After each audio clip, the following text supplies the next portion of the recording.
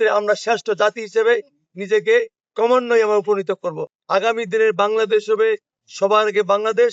সেই গণতন্ত্রকেও কেউ কেড়ে নিতে পারবে না, কেউ নস্যাৎ করতে পারবে না। 52 সালে আমাদের এই প্রিয় মাতৃভাষার জন্য জীবন দিয়েছিলেন।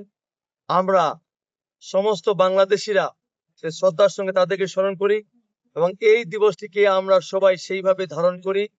তারই ধারাবাহিকতায় আমাদের পঞ্চগড় জেলায় এই যে আমাদের শহীদ মিনারে, সেইখানে আমাদের জেলা প্রশাসক, জেলা পুলিশ সুপার এবং বিএনপি সহ বিভিন্ন দলের রাজনৈতিক নেতৃবৃন্দ এবং অপরাপর সংগঠনের নেতৃবৃন্দ এইখানে আজকে শ্রদ্ধাঞ্জলির মধ্য দিয়ে আমরা এইখানে শপথ নিতে চাই যে আমাদের বিগত দিনেও যেমন আমাদের মাতৃভাষাকে কেউ কেড়ে নিতে পারে নাই, ইনশাল্লাহ আজকে যে আমাদের গণতন্ত্রে আমরা বিজয়ের পথে এগিয়ে যাচ্ছি, সেই গণতন্ত্রকেও কেউ কেড়ে নিতে পারবে না, কেউ নস্যাৎ করতে পারবে না।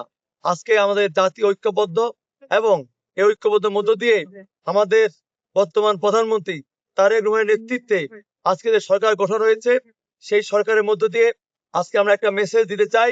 সেই মেসেজটা হচ্ছে এইটাই, আগামী দিনের বাংলাদেশ হবে সবার আগে বাংলাদেশ।